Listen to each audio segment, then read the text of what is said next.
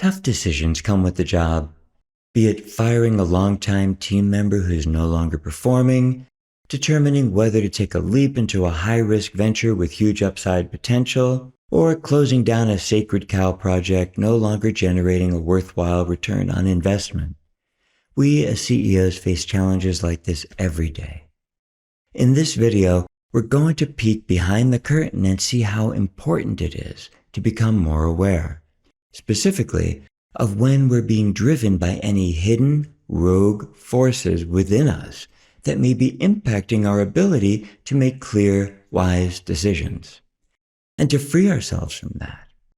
So let's take a look at what I mean by rogue forces and see what you can do to save yourself time, energy, money, and a whole lot of suffering. But first, let's start with a slow, deep breath.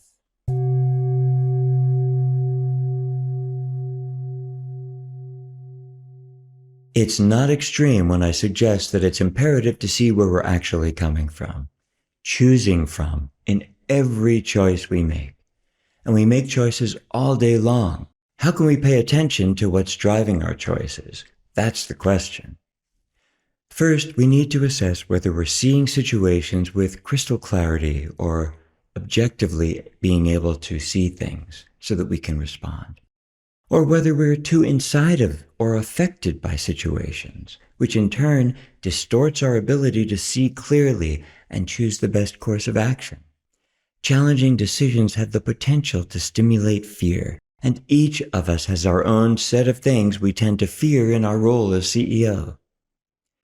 Some of us may fear that a decision could result in a big hit to our bottom line and cause a loss of income, or worse, to our position or company. We might fear losing status, respect, or key employees, or that we're not experienced enough or even a good enough leader. That we experience fear is not the problem. The problem lies in not seeing that we're being driven by fear and having it warp and negatively impact our decision-making process. The more consequential the situation, the greater the potential fallout from being unknowingly driven by fear. And that's never going to work out well for us, so what do? Well, we have to take the steering wheel away from the rogue hidden drivers. No one likes having fear-based thoughts and feelings, so we often do our utmost to bury them. But it's an ineffective strategy because when fear-based thoughts and feelings don't get resolved, they still affect us, maybe even more. And this is how they become rogue, hidden drivers, because we're burying them. So buried, they weave their way into our choices without our noticing, and that skews our perspective on things. And this can lead to experiencing not knowing why we're saying or doing certain things. Look at it this way. A fear-based thought like, I'm afraid I could lose my company, is born out of some part of us that's scared and trying to protect us from that loss and its consequences. The loss of the company isn't the worst of what we fear. It's what that loss will mean to us, how it will impact us. This type of fear is a part of us that developed very early in our lives, and because of that, it's not rational.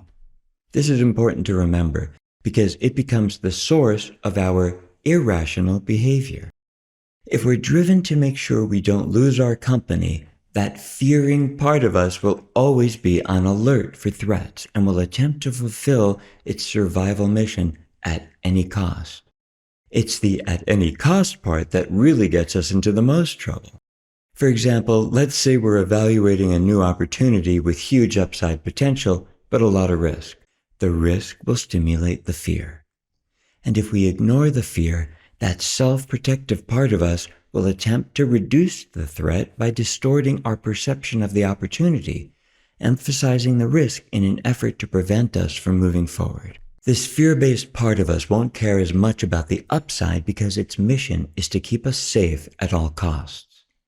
So the key is for us to be sufficiently aware of the types of situations that tend to generate fear for us, so that we can deal with the fear instead of letting it distort our perspectives and skew our decisions. We need to see through the fear in order to make conscious, wise choices. Conscious leaders will practice having heightened awareness around these types of feelings. If fear arises, the key is to be aware that we're feeling fear, allowing the discomfort of that feeling, and turning toward it. And what we're turning toward is that part of us that is, to whatever degree, experiencing anything from a bit of apprehension to full-on freaking out. So, free of trying to avoid that part of us, we position ourselves to better be able to address that fear directly.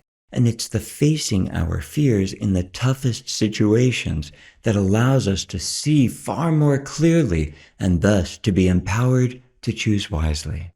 And what we'll find is that the most fear we experience is generated by some degree of irrational thinking. And those fear-based thoughts won't hold up once we take a discerning look at them.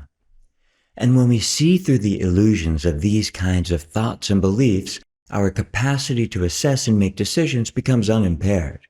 A great tool for questioning our thinking like this is the work of 𝗪𝗀𝗀𝗃𝗃. I'll drop a link down below for you to access her process. And if you subscribe and hit the alert bell, you'll be notified when I release the video guide to 𝗪𝗀𝗃𝗃's process. There's value in the idea of feel the fear and do it anyway, for sure. I prefer see the fear, deal with it so it doesn't interfere with leading wisely. In summary, it's critically important to become aware of and deal with any fear that appears to be driving us, because in doing so, we improve the odds of having the clarity and soundness of mind to make wise decisions, regardless of how challenging our situations may be.